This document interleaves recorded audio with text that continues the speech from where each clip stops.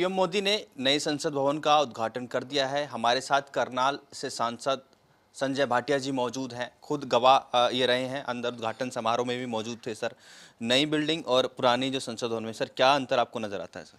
मैं सबसे पहले तो देश के प्रधानमंत्री नरेंद्र मोदी जी का धन्यवाद करूंगा कि इस सत्र के अंदर और इस जो सेशन चल रहा है लोकसभा का, मैं काफ़ी बदलाव देखे देश के अंदर। चाहे धारा 370 का मामला था, चाहे सिटीजन अमेंडमेंट एक्ट था, इस तरह के ऐतिहासिक फैसले हुए।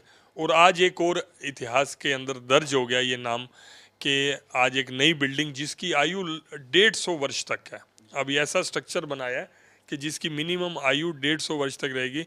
यही हमारा पार्लियामेंट, और सबसे जो पिछली पार्लियामेंट में और यहाँ पर बैठने की व्यवस्था थोड़ी टाइट थी पहले वाली पार्लियामेंट, अब ये खुला बना।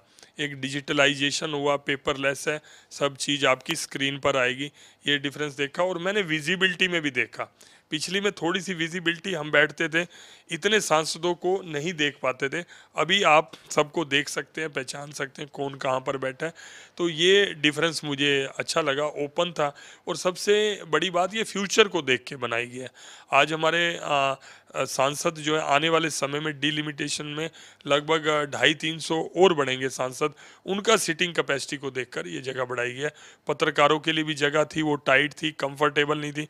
आज मैंने देखा कि उनकी भी जो दीर्घा बनी है वो भी काफ़ी कंफर्टेबल है। सर, जो नई संसद भवन है इसमें भारत की संस्कृति को बारीकियों से दर्शाया गया है। अलग अलग राज्यों ने कुछ ना कुछ अपनी छाप इस संसद भवन में देखने को मिलेगी। हरियाणा की बात करें तो हरियाणा में ऐसा क्या कुछ खास हाँ, है? जैसे बिल्कुल सही कहा आपने, अलग अलग स्टेट्स का इसमें पूरे देश का ही समावेश था। महाराष्ट्र से जैसे लकड़ी का काम हुआ, उत्तर प्रदेश से कारपेट का काम हुआ, राजस्थान से मार्बल आया, गुजरात से सफ़ेद पत्थर आया।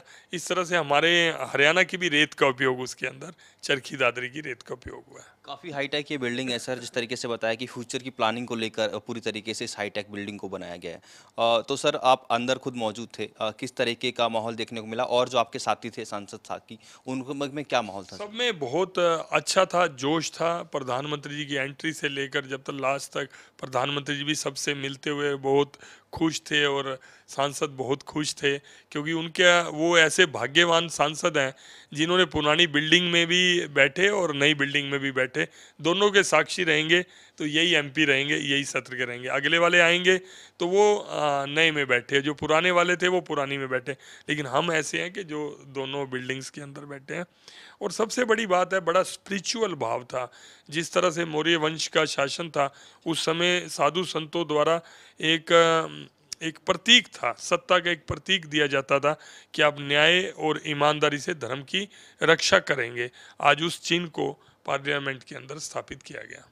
सर, गौरव का पल है, पूरा देश गवाह आज बना, पर जिस तरीके से विपक्षी पार्टियों ने बाइकआउट किया, वो समारोह में नहीं पहुंचे, किस तरीके से आप? ये मैं समझता हूँ, जब अब तो जो हो गया वो हो गया, लेकिन जब इतिहास में लिखी गई ये बात, आज के 50 साल बाद भी, 100 साल बाद भी अगर वो राजनीतिक दल रहे तो, जिनकी उम्मीद कम है, उनके आने वाली पीढ़ियों को अफसोस होगा कि उन्होंने इस गौरवशाली क्षण का बाइकाट करा, वो भी झूठ बोलकर, झूठा बहाना कर कर।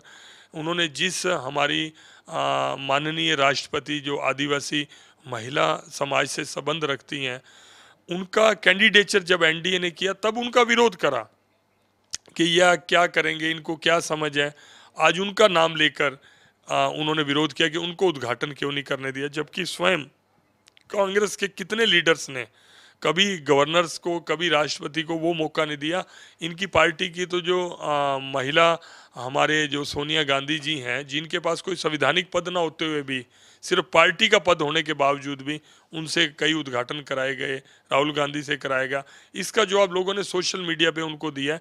ये उन्होंने बहुत गलत किया, लेकिन मुझे हैरानी है कि विपक्ष के कई जागरूक नेता भी हैं, उन्होंने इस काम के अंदर उनका साथ दिया और बिना सोचे समझे दिया। एजेंडा मुझे लगता है कि उनका इस यही है कि जब भी हिंदुस्तान के लिए गौरवशाली पल आए और वो नरेंद्र मोदी जी के प्रयास से आए, तो उसका विरोध ही करना है। ये मुझे लगता है उनका एजेंडा यही है। बहुत बहुत धन्यवाद सर, खबरें तक से बातचीत करने के लिए।